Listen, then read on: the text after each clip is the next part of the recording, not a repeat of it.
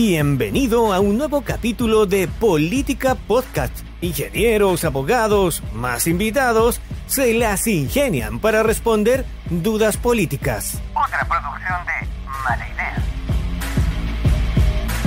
Hola amigos y amigas de País Lobo, Radio Mega, Radio La Mía, Despierta FM y Radio Viva. Soy Rocío Gambra y esto es un nuevo Política Podcast. El día de hoy tengo una invitada especial porque vamos a hablar de contingencia. Como dicen que en el verano no pasa nada, bueno, pasan muchas cosas y esta vez estoy con Luz Poblete y voy a leerlo para que no me equivoque. Ella es secretaria general de la Facultad de Economía y Gobierno de la Universidad San Sebastián y también tiene sede en Puerto Montt, así que está feliz de ponernos al día toda la contingencia nacional. ¿Cómo estás, Luz? Muy bien, Rocío, y feliz de estar contigo. Ustedes, para que sepan, mis queridos auditores, conozco a Rocío hace muchos años. Hemos tenido grandes batallas aquí políticas, no solamente en la región, sino que a nivel nacional, así que estoy muy contenta de acompañarte aquí en País Lobos. Gracias, Luz. Sí, nos conocemos hace mucho tiempo y Luz, aparte de este gran título que tiene ahora, ella fue presidenta de Bópoli durante bastante tiempo, secretaria general, se echó el partido al hombro en su minuto y es impresionante, antes de que empezáramos esta conversación me decía, tuve que enfrentar y llevar adelante 14 elecciones. 14. Luz, por favor, ¿cómo sobreviviste a eso? Mira, no sé cómo sobreviví, cómo sobrevivió el equipo, cómo sobrevivieron las regiones, porque efectivamente los 2 últimos años, ¿verdad?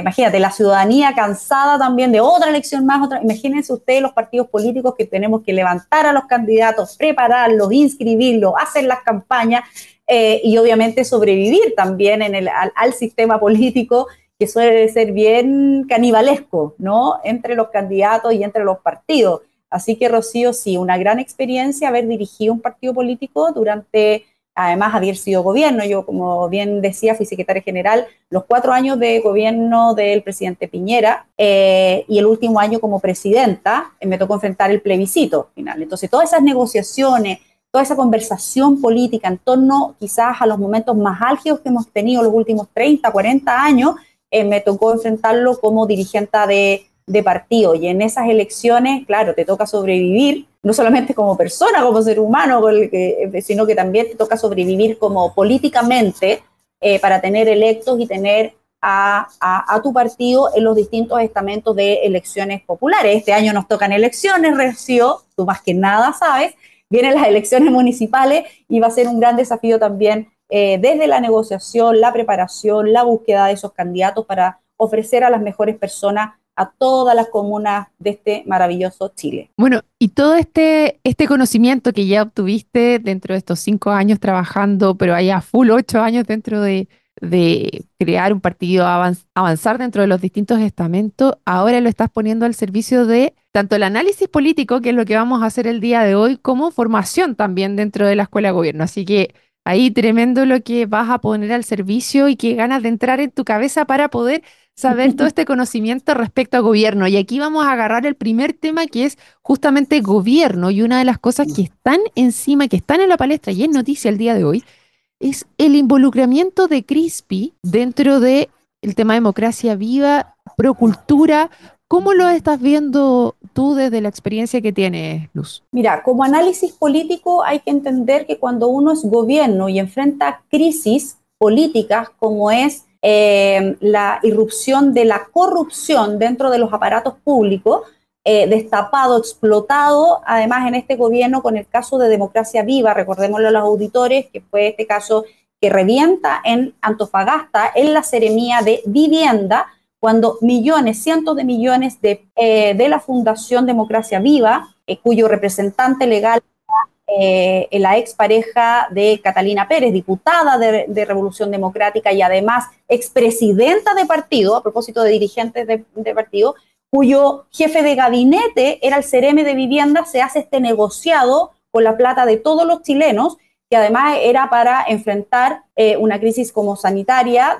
Supuestamente esta fundación, que era más bien una fundación política, de operación política, decía que con estas platas iba a ser unas instalaciones que tienen que ver con el agua de las poblaciones más vulnerables de Antofagasta. Entonces, no es solo la corrupción, no es solo la estafa al Estado, sino que también jugar con las demandas sociales de tanto se llenaron la boca este partido, que además es el principal partido político de este gobierno. Cuando ocurren esas crisis, Rocío, hay un segundo piso donde está un jefe de asesores, que hoy día lo ejerce ese rol Miguel Crispi. Él es el jefe de asesores, que tiene que estar atento a todas estas alertas de crisis política para poder enfrentarlas, tener un plan de contingencia, ¿verdad? Un plan de incidencias, que es otro concepto a nivel comunicacional que es importante tomar en cuenta. Tiene que avisar inmediatamente a la moneda y en ese sentido al presidente de la República y a todos los involucrados. Entonces, no puedes ser indiferente. Ese es tu rol. Entonces, Rocío, ¿qué quiero decir con esto?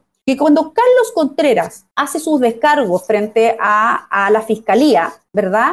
Y solo por querer además aminorar, recordemos que él hace estos descargos que son legítimos en su proceso para poder aminorar sus medidas cautelares. Él está con prisión preventiva y la idea es que quiere hacer, ojalá que le rebajen, y para eso tiene que cooperar con información fidedigna para que pueda bajar esas medidas cautelares, ¿se entiende? Y dicho eso, vuelve a involucrar a Miguel Crispi, quien recordemos es el jefe de asesores del gobierno, que le costó mucho ir al Parlamento a dar explicaciones. Eso es lo que le corresponde tanto a la vocera como al segundo piso, dar explicaciones respecto de decisiones del gobierno o de lo que está pasando en el gobierno. Se demora mucho, con lo cual te hace quedar en un vacío de por qué no quiere hablar, por qué no quiere cooperar, por qué no quiere decir. Y nuevamente Carlos Contreras lo pone sobre la mesa y dice que él sí sabía antes de las fechas que dijeron que sabían que explotara este caso. Y si él sabía, ¿por qué no le avisó al presidente de la República? ¿Por qué no indagó antes? ¿Cuál fue la excusa de Miguel Crispi de decir que era un rumor de pasillo? Cuando tú escuchas un rumor de pasillo en La Moneda, nosotros estuvimos en La Moneda como partido, inmediatamente tienes que levantar la información porque ese es tu rol, Rocío. Levantar la información y medir inmediatamente cuál puede ser el impacto de una notición como este. ¿Cómo vas a decir que es un rumor de pasillo la corrupción levantada no solamente en Antofagasta, sino que en más de 10 regiones del país con el mismo modus operandi? Sí, es bastante complejo lo que señalar que una persona que está encargada justamente, como Miguel Crispi, que es el asesor, que tiene que decir más o menos hacia dónde está, justamente tomar estos rumores de pasillo y saber si son reales o no. O sea, él debería haber verificado la veracidad de este rumor.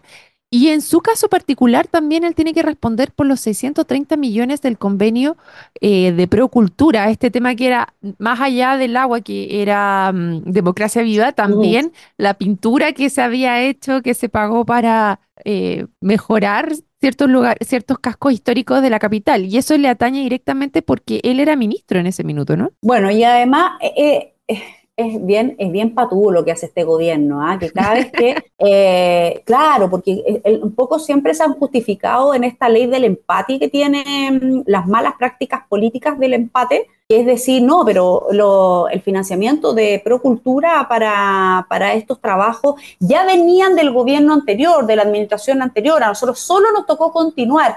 Perdón, tú tienes que hacer la pega. Si existen estos convenios, yo te aseguro, Rocío, te doy firmado, que a nivel nacional, muchos de los proyectos que vienen de los gobiernos anteriores los paralizan, los dejan entre paréntesis, los dejan botados, no los pescan, los rehacen de nuevo, porque obviamente cada gobierno se quiere lucir en sí mismo. Y cuando no es continuidad, y en el fondo tú eres oposición al gobierno de turno, efectivamente tú lo que haces es tratar de renovar eso. Y si no indagas, justamente le pones 10 ojos a cada uno de los proyectos anteriores justamente para no quemarte en eso. Entonces, para mí, mira, hay dos cosas. O aquí hay ignorancia absoluta o hay negligencia, derechamente, de no averiguar en qué proyectos está y no serte responsable, o una inmadurez y un infantilismo de excusarte siempre en otros para no asumir la propia responsabilidad. Y lo tercero es, si tú eres tan cercano al presidente, estás exponiendo al gobierno a que te defienda. Mira las palabras de Camila Vallejo, ¿no? No hay nada más que decir, esto ya está zanjado, nosotros hemos colaborado. Miguel Crispi tiene su propio abogado para que lo defienda, pero sigue estando dentro del gobierno. Giorgio Jackson, con la excusa de que se va a ir a estudiar afuera, qué sé yo, por fin dejó el ministerio, pero convengamos que lo hace también para salvar a su amigo, porque es su amigo, es de su núcleo de confianza. Y cuando tú contaminas o eres una piedra en el zapato, tienes que dar un paso al costado para poder ayudar al presidente de la República a que no siga decayendo en reputación, como lo ha hecho este gobierno por estos casos gravísimos de corrupción. Miguel Crispi ya no aguanta en sus demoras para poder dar un paso al costado y dejar que esta investigación siga su curso. Y si el que nada hace, nada teme, bueno, seguirá el curso judicial, pero no puede seguir salpicándole a la reputación, a la baja reputación que ya tiene este gobierno en términos de gestión y de hacerse responsable, hacerse cargo de este tipo de casos. Sí, ahora quiero hacer una acotación, una precisión. En realidad, Crispi no fue ministro, sino que fue subsecretario de Desarrollo Regional y Administrativo. Él fue subdere y por eso es Exacto. que se le está Por eso se preguntando, lo llama. claro, que por eso se le llama por estos fondos de Procultura en particular. Entonces, acá hay un tema que nuevamente no solamente tú mencionabas a Camila Vallejo, pero también está el rol que tiene el ministro Cordero, Luis Cordero, que nuevamente sale ahí a atajar los goles, nuevamente como vocero, a tratar de poner paños fríos y a cerrar filas frente a una figura del gobierno que está siendo bastante cuestionada. Y esto es porque hay una querella que ingresaron los republicanos frente a Crispi, a Miguel Crispi en particular. Es difícil porque si es que esta persona no se baja, no sale del gobierno, si ya quedaste con la defensa y que es la vocera de gobierno y con el ministro de Justicia detrás, ¿qué te queda? ¿Que salga a hablar nuevamente el presidente? ¿Cómo vas a atajar ese gol que se te está metiendo entre medio sin meter un penal, finalmente? Por eso, Rocío, yo hablo de que no puede ser tampoco el nivel de cariño y de protección que Miguel Crispi, él es el que tiene que tomar a cargo. No puede exponer al gobierno, en este caso a los ministros más importantes, como es el ministro de Justicia, que le ha tocado ser de vocero muchas veces en la crisis, porque ahí esconden a Camila Vallejo para protegerla, porque a Camila Vallejo, a la ministra, le gusta dar solo buenas noticias. Cuando le toca defender lo indefendible, resulta que sale Cordero a poco atajar esos goles, como tú decías, y en el caso de Camila Vallejo expone también a que la última ratio sea el presidente de la República que salga a defender a Miguel Crispi, lo cual parece más una defensa corporativa o una defensa del club de amigos, como lo hicieron también con el ministro Jackson, hoy día ya fuera del gobierno. Entonces, mi punto está en la responsabilidad del propio Miguel Crispi, que debiera, así como dijo la ministra que se defendía solito porque tenía su abogado, bueno, también que tome su propia decisión respecto de qué tanto está exponiendo a la figura del presidente de la República, al gobierno, por el hecho de seguir estando tosudamente en su puesto dentro del gobierno con un escándalo como este. Por mucho menos pedían cabezas en el gobierno anterior, no de asesores, no de jefes de asesores, no de subsecretarios como le tocó salir a la subsecretaria Tatiana Rojas del Ministerio de Vivienda. Estamos hablando que pedían derechamente las cabezas de los ministros y además acusándolos constitucionalmente. Entonces, convengamos que aquí no hay ningún parámetro proporcional a la gravedad del asunto de Revolución Democrática y también de estos otros casos de estas otras fundaciones como Procultura o lo que ha pasado en cada una de las regiones con el mismo modus operandi, como decíamos, sino que es cero proporcional a las sanciones y a la impunidad que han tenido estos personeros de gobierno. Luz, vámonos a otra cosa que me llamó mucho la atención ayer, uno que se animó y salió del closet y dijo, yo quiero ser presidente, Johannes Kaiser, el de ayer. ¿Qué te pareció su salida? ¿Crees que hay agua en la piscina para algo así? Mira, la democracia es la democracia. Y yo creo que acá la oportunidad en cada cambio de gobierno, que nuevas personas, nuevas figuras políticas quieran poner sobre la mesa sus ideas, es tremendamente válido, legítimo. Y lo que leí, además de Johannes Kaiser, yo creo que también es un poco leer lo que está pasando a nivel latinoamericano, leer lo que está pasando a nivel mundial. Creo que la irrupción de una extrema derecha, y con esto no quiero ser peyorativa, sino que simplemente para hacer una distinción entre una centro derecha moderada e ideas de derecha más radicales, más extremas. Insisto, con esto no quiero decir negativas, cada uno puede pensar lo que quiera, otra cosa es con guitarra y hacer de eso una gestión. Creo que también aprovecho un poco esa oportunidad de decir, estas son ideas que hoy día la ciudadanía quiere escuchar, uno podrá juzgar si son populistas, no son populistas, si son buenas para la democracia, no son buenas para la democracia, eso lo podemos dejar para otro análisis, Rocío, pero creo que es legítimo que existan alternativas distintas a lo que tenemos conocido como tradicionalmente la centro-derecha. También reconozcamos tal la irrupción de Republicano con su candidato presidencial natural, ¿verdad? Su líder natural, José Antonio Kast. Creo que dispersa también las ideas de la derecha en distintas personas, como lo puede ser Johannes Kaiser. ¿Qué distinto va a ser Johannes Kaiser? Es más extremo, es más libertario, a propósito de la línea liberal, conservadora, versus la derecha izquierda? Porque aquí podemos hacer un poquito de pedagogía política, Rocío. Hay dos ideas, dos continuos que se cruzan en la política chilena. Uno es la derecha-izquierda, que tradicionalmente conocida por cualquier persona, ¿verdad? Que te identifica, mira, yo soy más de centro-derecha, derecha, o me voy más hacia la izquierda, pero el otro continuo es lo conservador-liberal. Entonces, se tiene que jugar con ambas, y creo que ahí Johannes Kaiser representa más una línea más liberal hacia lo libertario, ¿verdad? Y de derecha en términos de estos dos clivajes políticos. Así que lo encuentro interesante, va a generar harta controversia, va a generar debates que son siempre sanos en el debate político, y veremos qué es lo que pasa. Lo que encuentro un poco más delicado, como también dentro del análisis más electoral, es como la dispersión que se puede dar dentro de la derecha, que en general siempre se jugaba dentro de Chile Vamos con sus candidatos presidenciales, que siempre van a una primaria, versus para poder ir mucho más unidos a las generales. Y en el caso de José Antonio Kast, que nunca ha querido una primaria con Chile Vamos, entonces nos dispersaba los votos. Si ya hay 4 o 5 candidatos por lado y lado, va a ser algo nuevo para nosotros, a propósito de que también recordar que ya estamos con el voto obligatorio. Así que siempre es una incertidumbre, siempre es un voto ciego, el pensar cómo votarían los ciudadanos chilenos frente a tantas alternativas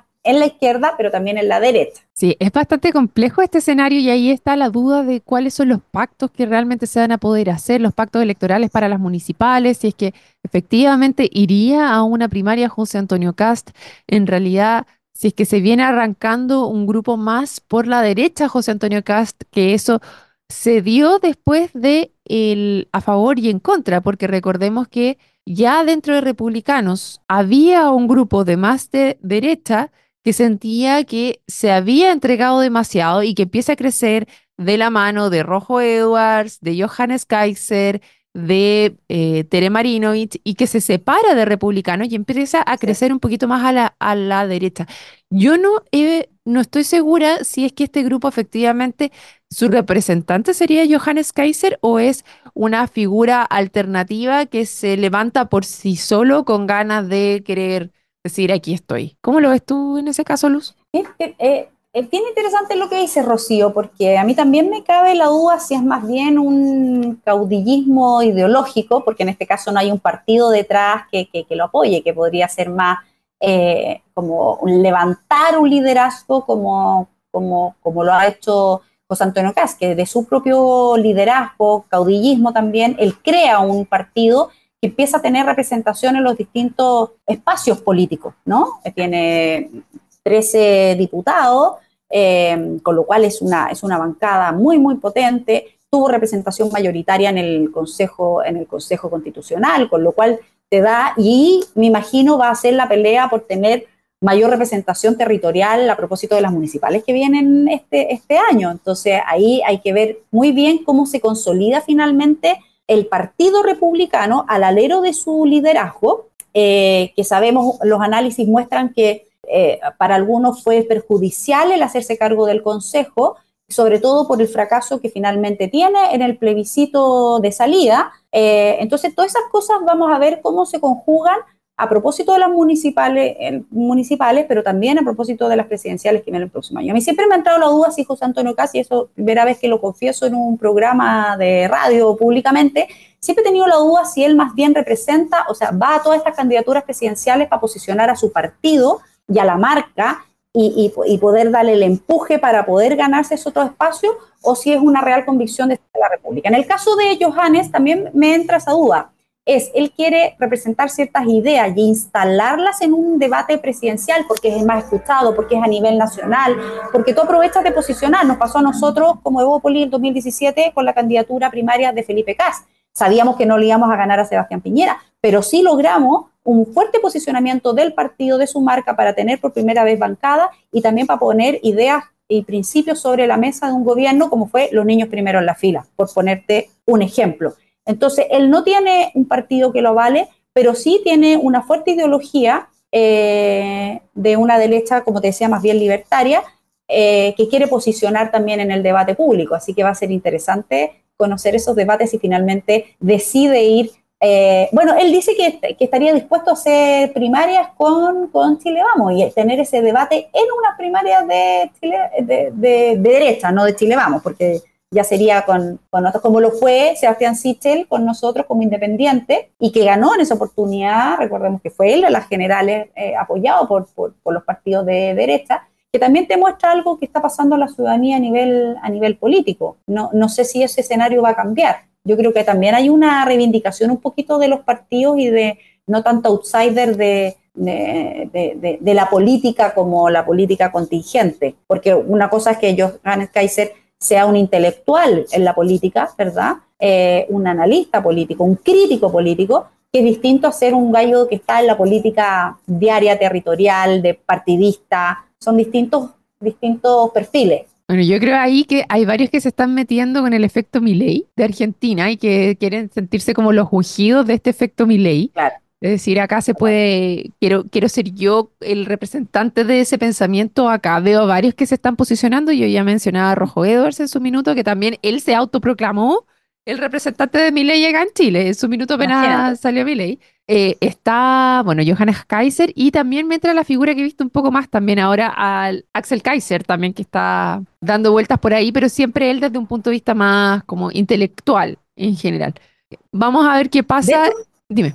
De hecho, yo pensé que Axel podía también dar esa sorpresa. Yo creo que él fue el que invitó a Milei en el momento más bullante, justo antes de las elecciones, lo invita a Chile con una ovación. O sea, ya quisiera un político tener el nivel de convocatoria y de fanatismo que se vio en esa convocatoria, más allá de que uno esté a favor o no de sus ideas, fue realmente impactante y yo sentí que Axel ahí, y además por sus dichos, por sus videos, por su nivel de análisis, creo que ahí le ganó el que envíe Johannes Kaiser.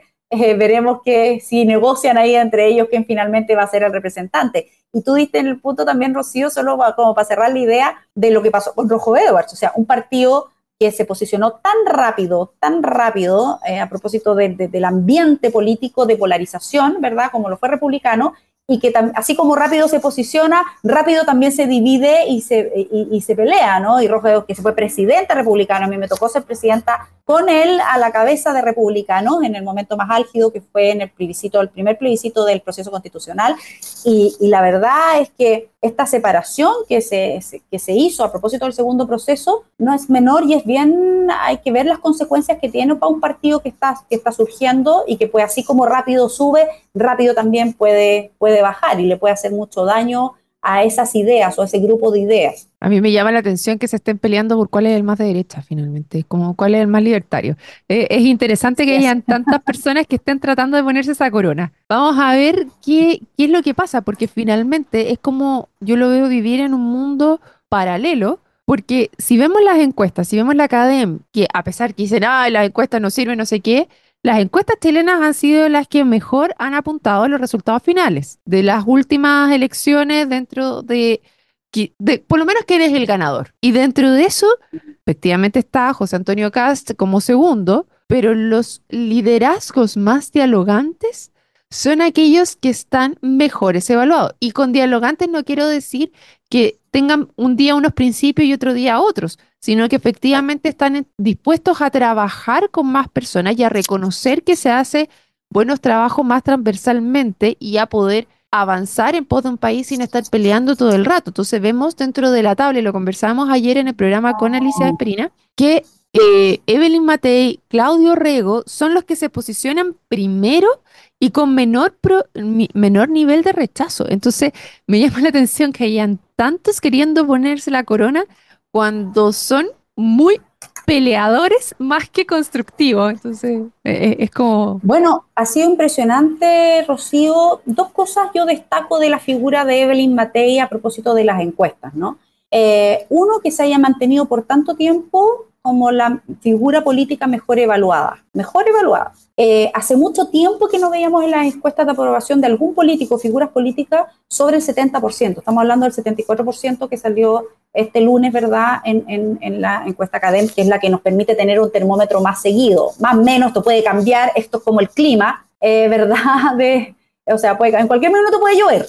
¿Ah? Y tú saliste, y si no llevaste un abrigo, no llevaste paraguas, y tú lo sabes muy bien en el sur, ¿verdad? Bien mojados podemos quedar y difícilmente te puedes recuperar. Entonces, sin cantar victoria para ninguno de los sectores, sí hay que ver con mucha atención, y por lo mismo la estrategia que tome Evelyn Matei no es menor para poder mantener este nivel de aprobación, y por otra parte la intención de voto, porque una cosa no tiene que ver, a mí porque rege una persona y no necesariamente la pueda ver, quiera votar por ella para ser presidente de la República. Entonces creo que esas dos cosas me llaman la atención. Uno, que se haya mantenido por tanto tiempo, que tenga una aprobación tan alta, histórica, no habíamos visto hace mucho tiempo un 74% de buena aprobación, y que mantenga el liderazgo en la intención de voto presidencial, lo cual le requiere una responsabilidad mucho más grande, porque mantener eso por 2 años más no es menor. No es menor, porque le va a tocar un rol muy importante, no solamente políticamente, sino que electoralmente, a propósito de las municipales que vienen ahora. Recordemos que ella es hoy día alcaldesa de Providencia. Por lo tanto, ahí vamos a ver si va o no va a la reelección y después se retira, o si va a tomar inmediatamente un rol hacia las presidenciales. Esa es una decisión no fácil que tiene la alcaldesa.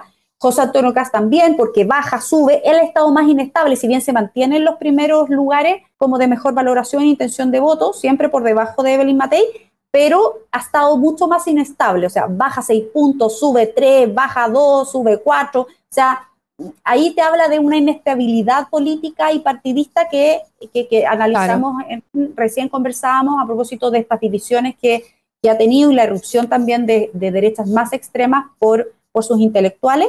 Y lo otro que destaco en la figura de Evelyn Matei es su firmeza y su coherencia. Yo creo que eso es lo que la mantiene arriba, porque ser dialogante es también mantenerte firme en tus convicciones, y ser muy coherente, que si hay algún cambio de rumbo, no es una voltereta como lo hemos visto en la figura del presidente de la República, sino que más bien una convicción de que hay que flexibilizar, pero con cierto nivel, pero igual tú ves un hilo conductor y una cierta coherencia también en su discurso. Exactamente, yo justamente te iba a decir eso, que la diferencia está por lo menos entre Evelyn Matei y José Antonio Kast, la coherencia dentro del mensaje. Y lo junto con algo que tú decías ya para ir finalizando, lamentablemente se nos acaba el programa ya, que es la vocación de mayoría que pueda llegar a tener José Antonio Kast, que también he visto conversar bastante dentro de Chile Vamos ahora en cuanto a la derecha de Sebastián Piñera versus la derecha que propone José Antonio Kast o la que propone Evelyn Matei, que van mucho más cercanas este sentido, Evelyn Matei con Sebastián Piñera, más que José Antonio Kast, que inmediatamente él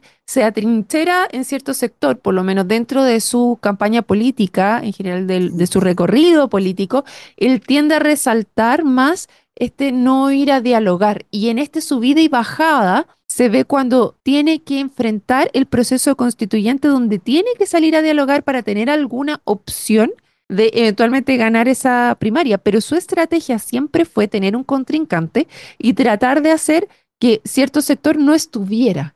Y bueno, esa estrategia no resultó, finalmente se perdió la elección, él perdió la elección dentro del en contra y él a favor, y vamos a ver si efectivamente la va a mantener o va a ir más a esta vocación de mayoría. Lo veo un poco difícil que vaya en esta vocación de mayoría queriendo restarse de un proceso, de una primaria, por ejemplo, a presidente dentro de Chile Vamos y republicano. Sí, pero igual siempre hay que tener cuidado con eso, y él más que nadie y su partido, del análisis que tiene, el impacto que pasó con el segundo proceso, porque tú tienes razón, él, para poder diferenciar, vemos que José Antonio Kast pues siempre UDI, y se separa de la UDI porque ya deja de estar de acuerdo con la manera de hacer política, y me imagino con todos los principios que él sentía que la UDI o había dejado de lado o estaba empezando a defender cosas distintas a las que él estaba acostumbrado. Habrá que preguntarle a él, pero él se separa de la UDI, por lo tanto se separa de Chile Vamos, y expresa públicamente ser oposición al gobierno de Sebastián Piñera. Oposición. Entonces esa puede ser una estrategia que para tener una estrategia convengamos que tienes que creerte el cuento. O sea, la estrategia no es una cosa fría, objetiva, sino que es un convencimiento de que tu diferenciación va por ahí. Y es cierto que la ciudadanía, el mundo, el ambiente político estaba así de polarizado y necesitaban voz cantante decir, oye, aquí no se trata de conversar ni con terroristas, ni conversar con la izquierda, ni conversar con la oposición, aquí hay mano firme, mano dura y vamos arrasando con todo, y que fue un poco la postura que toma José Antonio Kast y que la ciudadanía premia, ojo, porque más allá de lo que nosotros pensemos, Rocío, la ciudadanía con sus votos premió que esa era la postura que había que tener en un momento tremendamente álgido para nuestro país. Y que es obvio, desde el miedo, cuando tú en el fondo gobiernas o atraes o convocas, desde el miedo, evidentemente estas figuras son bastante más atractivas. A diferencia de Evelyn Matei, que viene de una historia y una trayectoria política de derecha, de centro derecha. Recordemos que junto a Sebastián Piñera, más allá de sus diferencias, de sus peleas, ya todos sabemos la historia que hay entre ellos dos, pero sí ella siempre fue de partido, fue Renovación Nacional, hoy es UDI, nunca ha renunciado a la UDI, si bien ella es una figura en sí misma, pero ella es parte de Chile Vamos, muy cercana a los 3 partidos de Chile Vamos, tiene una trayectoria de firmeza, de coherencia, incluso de crítica al sector, pero nunca dejó de ser parte del sector. Fue ministra de Piñera en su primer gobierno y hoy día desde lo local ha sabido reinventarse políticamente a pesar de eso. Entonces son 2 figuras muy firmes, muy fuertes, de carácter, de estructura, de convicción, de firmeza. En eso se parecen ambos, pero tienen trayectorias políticas distintas y han tomado caminos distintos para hacer ver cuáles son la evolución que ha tenido la Evelyn. Tiene que ver con que la sociedad ha evolucionado y ella evoluciona junto con la sociedad. Y por eso de ser tradicional, más conservadora, se ha vuelto mucho más liberal en su pensamiento. Y eso no es una falta de convicción, sino que es evolucionar junto con la sociedad y se premia eso para poder hacerle frente a los desafíos del futuro. En cambio, José Antonio Kast, en su convicción firme, es una convicción férrea de algo que no cambia. Esto es así porque es así, es como una verdad absoluta que cuando tú tienes miedo y frente a la incertidumbre ves a alguien tan convencido de que esa es la verdad absoluta, fíjate, Rocío, que suele ser también atractivo para sentirte seguro. De todas maneras. Ya, hemos llegado al final, te agradezco un montón, Luz, estamos requete contrapasado y quiero agradecer también a todos los que se sumaron a la conversación y dejarlos invitados para otro capítulo mañana del Política Podcast. Nos vemos, chao, chao. Chao, chao. Llegamos al final de un nuevo capítulo de Política Podcast, donde ingenieros y abogados, más invitados, se las ingenian para responder dudas políticas. Nos puedes encontrar en Spotify, Google Podcast, iTunes o donde escuches podcast. Por supuesto también en nuestro sitio web, sección podcast. Feliz si compartes nuestro contenido y nos recomiendas. De antemano, muchas gracias y nos reencontramos en un nuevo capítulo de Política Podcast. Otra producción de Mala Idea.